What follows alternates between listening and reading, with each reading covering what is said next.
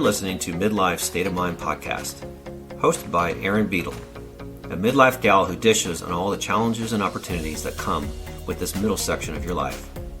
Each episode, you'll find yourself going between laughter and tears as she covers all the topics you need to know about midlife. Welcome back to Midlife State of Mind. I'm your host, Erin Beadle. Thank you so much for joining me for another episode today. So today's topic is one that has been clanging around in my brain for quite some time, but I have been unsure how to approach it. And so doing like I do most things, I figured I just need to dive right in and just see where it goes.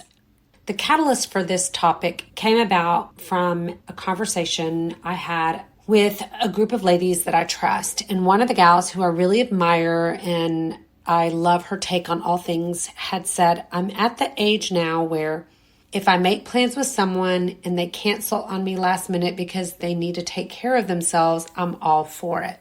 And that statement got me to really thinking about the idea of what I would call flakiness. I'm not sure if flakiness is just a more common thing nowadays or if people have always been this way and I just haven't noticed it as much. And when she said that, it kind of struck a chord with me because I will admit that one of my biggest pet peeves is flakiness. I am the type of person that if I commit to something, if I commit to you, if I say I'm going to be here on this date, I will be there if it's within my power.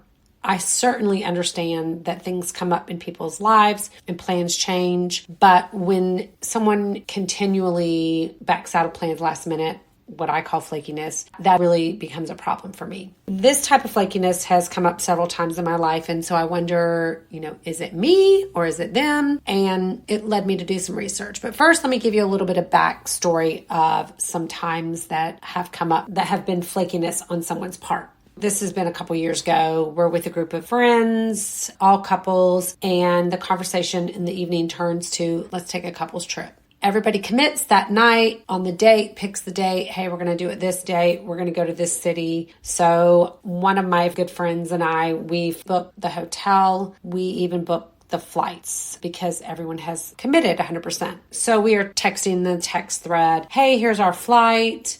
Here's the hotel, all of this is going back and forth for a few weeks. And then one of the people in the group say, oh, you know what? That's not going to work. And then another person in the group says, oh, that's not going to work. And my friend who we had done the research, we end up deciding that we're just going to put it on the back burner and approach doing a trip another time. So that's one instance. And at the time I was just kind of annoyed because I had purchased plane tickets and got them credited. So it wasn't like we lost any money. But then there's other times when you make plans with a group of people and slowly people start backing out last minute. And so that led me to start doing some research on why people are flaky.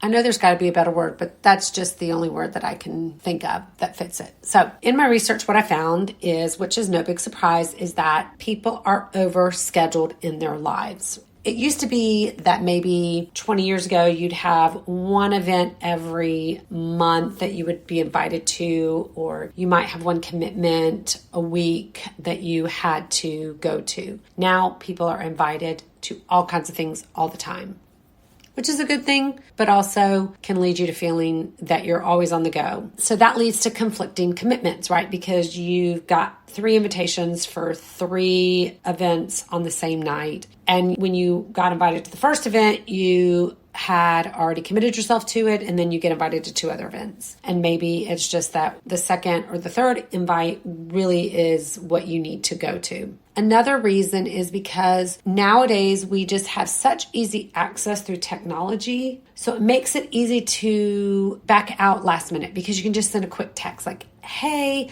sorry, but blah, blah, blah, blah, blah.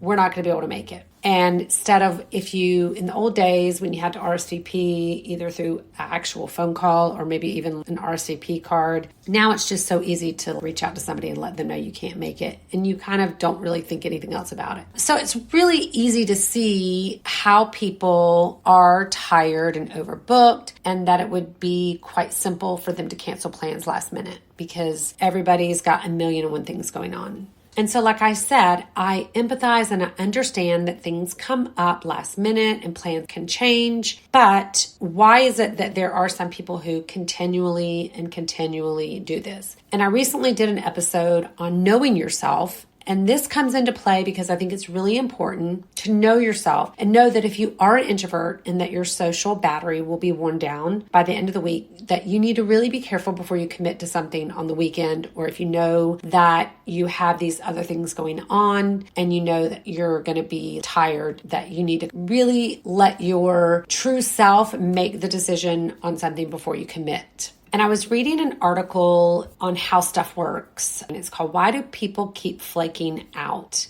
And this person that wrote the article, and I'll link to it in the show notes, and she wrote that she and her friends had noticed that people were being more and more flaky these days than in the past. A couple of key points that she shared that I thought were interesting is that she said that flakiness is more common in people with certain personality traits, which is low agreeableness and conscientiousness. So someone who doesn't care to be agreeable and isn't very conscientious. So they have a lack of concern for someone else's feelings, and they have a tendency to overbook because they're not as conscientious and they're not as concerned with being agreeable. I happen to be a person that likes to be very agreeable, which is not always a plus. I'm not saying either one is better than the other. And then, like I mentioned about knowing yourself and knowing your nature and being able to effectively forecast future emotional states. So you may have really great intentions, but your actual behavior doesn't match your intentions. Like you want to be invited to all the things and you want to go, but when it comes down to it, but then an evening on your couch, binging Netflix and eating popcorn definitely will win out over going to a party or an art gallery or whatever it is. The big takeaway that she said is that the day of the event, practical considerations and immediate feelings outweigh abstract commitments, resulting in a higher likelihood of not following through with plans. And I quote. So what I have figured out is it is them, not me, because it's important to not take it personally. But it's also okay if you are a person who is a committed person and a conscientious person. And so when you RSVP to something, you're going to stick it through. And so if you have someone in your life who doesn't honor that same level of commitment that you do, it's okay to draw a boundary with that person. You don't have to have a big blow up with them, and you don't have to say, I'm not going to be your friend anymore, but you can just know that you may not make plans with them. You may not initiate the plans. You might say to that person, hey, I can usually be good with last minute plans. So if you want to grab coffee, let me know. And so then they text you that day of and they say, hey, I'm headed to my local coffee shop. Can you meet me? And then if it works for you, you go. But so for you to not be disappointed, you have to decide if you want to continue making plans with somebody who constantly flakes on you. So I would love to hear your thoughts on flakiness. Are you a flaky person, or are you somebody who it is your pet peeve? You can share your thoughts with me on Instagram and Facebook, Midlife State of Mind Podcast. And you can also head to my website, midlifestateofmindpodcast.com, and you can send me a message there as well. If you are a new listener, welcome to the conversation. I would love to have you hit that follow button so that you can stay in the loop on whenever a new episode drops each week. If there is any episode that has particularly resonated with you and you enjoy the content that I create, I would be really grateful if you would leave me a rating and a written review on whatever podcast platform you are listening on. Lastly, if you're interested in some additional ways that you can support the podcast, take a look at the show notes and you'll see some of my favorite products linked there. If you use those links, then the podcast does earn a small commission that just helps offset some of the expenses of producing it.